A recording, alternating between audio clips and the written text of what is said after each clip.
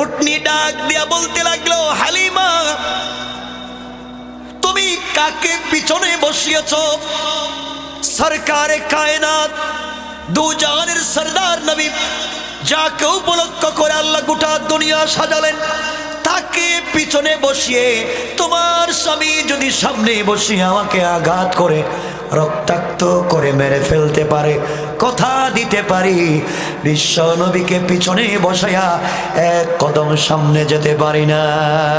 নেওয়ার পরে যেই দুর্বল উটনির পিঠে উঠলেন, নিয়ে যাওয়ার জন্য যখন উঠলেন, হালিমাতুস সাদিয়ার স্বামী সামনে বসলেন, বিশ্ব নবীকে মধ্যখানে বসালেন, হালিমাতুস সাদিয়া পিছনে বসলেন। তাদের আরোহণের পিঠে, তাদের উটনির পিঠে আঘাত করতে লাগলেন, কিন্তু যায় না। সব থেকে বড় কারণ হলো যায় না কেন তারা আঘাত করলেন? যায় না। কিতাবের নাম মনে রাখবেন, হানাফি মাযহাবের বড় ইমাম আল্লামা ইমাম আবু বকর জাসসাস আহকামুল কোরআন লিল জাসসাস লিখেন, আল্লাহ এমন সময় উটনির জবান খুলে দিলেন। উটনি ডাক দিয়া বলতে লাগলো, হালিমা তুমি কাকে পিছনে বসিয়েছ? সরকারে কায়নাত দু জাহানের সরদার নবী যাকে উপলক্ষ করে আল্লাহ গোটা দুনিয়া সাজালেন, তাকে পিছনে বসিয়ে তোমার স্বামী যদি সামনে বসিয়ে আমাকে আঘাত করে রক্তাক্ত করে মেরে ফেলতে পারে, কথা দিতে পারি বিশ্ব নবীকে পিছনে বসায়া এক কদম সামনে যেতে পারি না। আল্লাহু আকবার। কথাগুলো শুনেন। হালিমাতুস সাদিয়া বিশ্ব নবীকে সামনে বসালেন, বুঝতে পারেন না কি হচ্ছে। একদিন আগে তার সাথী বন্ধুরা মক্কা ছেড়ে তায়েফের রোডে যাওয়া শুরু করলো। হালিমাতুস সাদিয়া বিশ্ব নবীকে উটনির পিঠে আরোহণ করায়া একদিন পরে যখন সোয়ারিটা ছাড়লেন, ছাড়তে দেরি হলো। একদিন আগে যারা গিয়েছিল তাদেরকে পিছনে ফেলে তাদের আগে তায়েফ পর্যন্ত পৌঁছে গেলেন। সুবহানাল্লাহ। আল্লাহ বুঝাতে চান, তোমরা কৌশল করে সমাজ থেকে দ্বীনকে মুছে দিতে চাও। তোমরা মনে করো তোমাদের কৌশল অনেক বড়, তোমরা যে কৌশল করে দ্বীনকে মুছে দিতে চাও বুঝো না। কারণ তোমরা যা বুঝো না তা আমি বুঝি, তোমরা যা পারো না তা আমি পারি। আমার বন্ধুগণ, ফেরাউন মূসা আলাইহিস সালামকে আটকাবার জন্যে লক্ষ লক্ষ বনি ইসরায়েলের সন্তানদেরকে কুলে কাটলো, মায়েদেরকে বার্থ কন্ট্রোল আইন করে সন্তান জন্ম না দিতে বাধা দিল। ইব্রাহিমকে না আসবার জন্যে, ইব্রাহিম পৃথিবীতে না আসবার জন্যে নমরুদ পরিবারকে পরিকল্পনা মন্ত্রী বানালো ইব্রাহিমের বাবা আজরকে। আল্লাহ বললেন যে নমরুদ ইব্রাহিমকে আটকাবার জন্যে আজরকে পরিবার পরিকল্পনা মন্ত্রী বানিয়েছে, আমি আল্লাহ পরিকল্পনা নিলাম সে আজরের ঘরে ইব্রাহিমকে পাঠাইয়া দেব। কোন ঠিক কিনা? ফেরাউন পরিকল্পনা নিল মূসাকে আটকাবে, বনি ইসরাইলের বাচ্চাদেরকে কচুকাটা করলাম। আল্লাহ পরিকল্পনা নিলেন, ফেরাউন তুই মূসাকে আটকাতে চাস, মূসাকে সমাজে আসতে দিবে না, আর আমি আল্লাহ পরিকল্পনা নিলাম এই মূসার লালন পালন করবা তুমি ফেরাউন। ঠিক কিনা বলেন? আল্লাহর কৌশল উল্টা। এই জন্য আমার আল্লাহ কোরআনে কারিমের ভিতরে ঘোষণা করেন, আল্লাহ বলেন ওয়া মাকারু ওয়া মাকারাল্লাহ ওয়াল্লাহু খায়রুল মাকিরিন। আল্লাহ বলেন তোমরা কিসের কৌশল করো? কিসের কৌশল?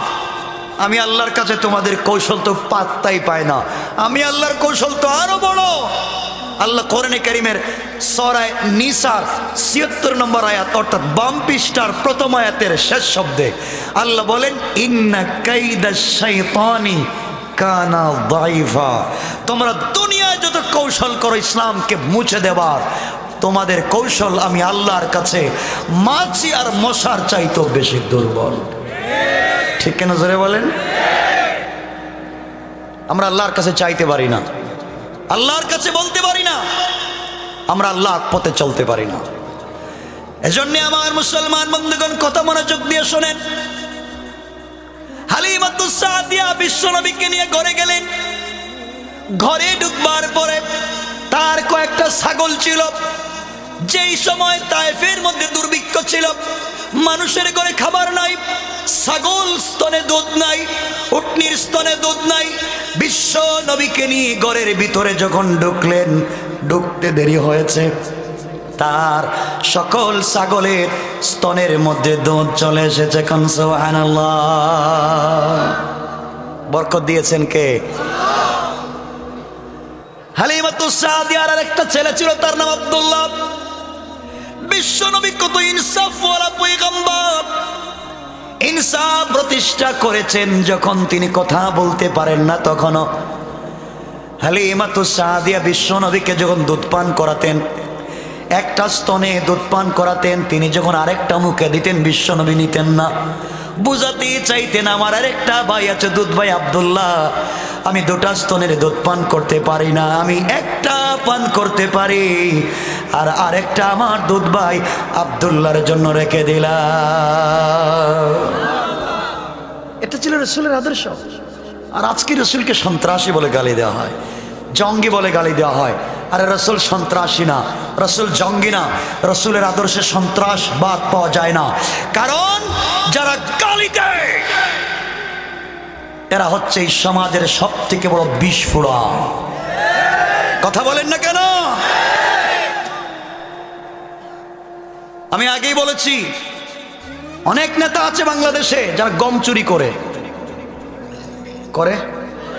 চাউল চুরি, কালবাড়ির টাকা চুরি, বিধবার ভাতার টাকা, বৃদ্ধের ভাতার টাকা, বাচ্চাদের স্কুলের দুধের টাকা, আর সব চরিত্রহীন বদমাইশদেরকে ইউনিয়নে গেলে সার্টিফিকেট দিয়ে দেন চেয়ারম্যানেরা। সব না, চেয়ারম্যান সার্টিফিকেট দেন, চোর ডাকাত ওনারা দেন চারিত্রিক সনদ 1000 টাকা নিয়ে। সব ভদ্র। কথা বলেন, আপনি 1000 টাকা কার চরিত্র লিখতেছেন? তো সুর, ও ফেন্সিডিল খায়, ও ইয়াবা ব্যবসা করে, ও বিধবার জায়গা দখল করে, ও ইয়াতিমের জায়গা দখল করে খায়। ঠিক কিনা বলেন? তাদেরকে বানাচ্ছেন ভদ্র মানুষ। আজকে যারা অনেকে বলে বাসায় কোরআন শরীফ পড়ে, আমরা কি কম জানি নাকি? আরে পেটের ভিতরে বম মারলে আউযুবিল্লাহ ঠিক করে শুদ্ধ কইতে পারে না, এ নাকি কোরআন জানে। আলিফ বা তা তুমি জানো তো তোমার কি সমস্যা? ভালো কথা, ওয়েলকাম। তুমি আলিফ বা তা জানো তো আমাদের আপত্তি নাই। আলিফ বা তা তো আবু জেহেলও জানে। কথা কন নাকি? আবু জেহেলের ভাষা কি বাংলা ছিল? ইংরেজি ছিল? আর কোনো ভাষা না? আরবি ছিল না? তো আরবি ছিল। ও আলিফ বা জানতো, কিন্তু রাসূলকে মানতো না। সুতরাং আলিফ বা তা জানলেই হবে না, বিশ্ব নবীকে মানা লাগবে। আমার বন্ধুগণ, এক পর্যায়ে গোটা তায়েফের মধ্যে ছড়িয়ে পড়ল, হালিমার ঘরে একটা বাচ্চা এসেছে। হালিমার উটনিগুলা, ছাগলগুলা যেই মাঠে ঘাস খায়, ওদের স্তনে দুধ হয়, আমাদের উটনি ছাগলের স্তনে দুধ হয় না কেন? সবাই হালিমাতুস সাদিয়া যেই জায়গায় বকরি রাখে, ওই জায়গায় সবাই তাদের বকরিগুলা নিয়ে যায়, একই জায়গার ঘাস খায়। কিন্তু হালিমাতুস সাদিয়ার বকরির স্তনে দুধ হয়, আর কারো বকরির স্তনে দুধ হয় না। এটা ঘাসের কোনো কোয়ালিটি না, ঘাসের কোনো মুআজিজা না, এটা হলো নবী রহমত মুহাম্মদুর রাসূলুল্লাহর মুআজিজা। ঠিক কিনা বলেন? সংক্ষেপ করে করে কিছু বলবো। আমার বন্ধুগণ, লম্বা কথা সংক্ষেপ। এক পর্যায়ে বিশ্বনবী একদিন তার ভাই আব্দুল্লাহর সঙ্গে মাঠে গিয়েছেন বকরি রাখতে। আমার নবী ছোট, হঠাৎ করে আব্দুল্লাহ তাকাইয়া দেখেন আসমান থেকে দুইজন লোক এসেছে, লম্বা কাপড় পরিহিত।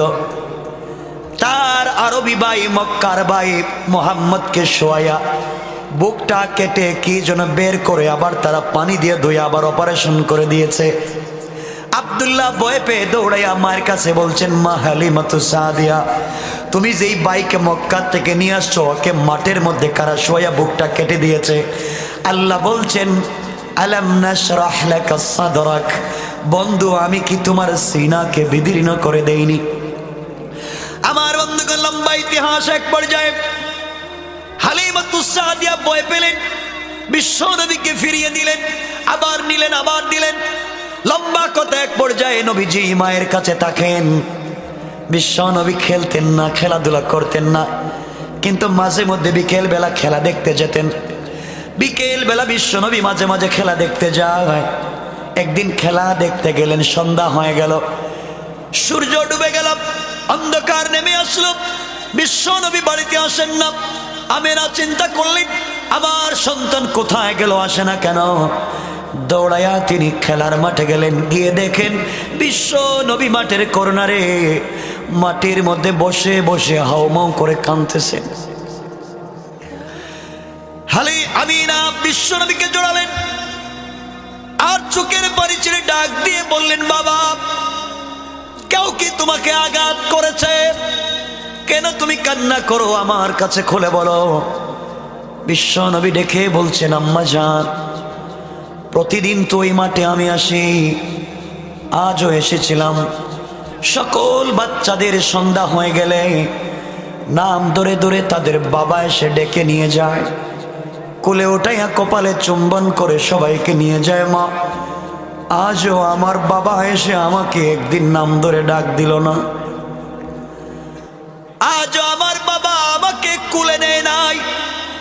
এই ব্যথায় মাটির মধ্যে বসে কান্না করি। মা, কোনদিন কি বাবা আমাকে ডাক দিবে না, আমাকে দেখবে না? আমিনা বললেন, বাবা, আগামীকালকে তোমার বাবার কাছে তোমাকে নিয়ে যাব, তোমার বাবার কবরটা তোমাকে দেখাইয়া দেব। পরের দিন দাসী সাথে নিয়ে আব্দুল্লাহর কবর দেখাবার জন্যে আমিনা যখন এসেছেন, বিশ্ব নবীকে দেখায় দিলেন, এই যে তোমার বাবার কবর। আমার নবী কবরের মধ্যে শুয়ে পড়লেন, কবরের উপরে, আর চোখের পানি ছেড়ে ডাক দিয়ে বললেন, আব্বা,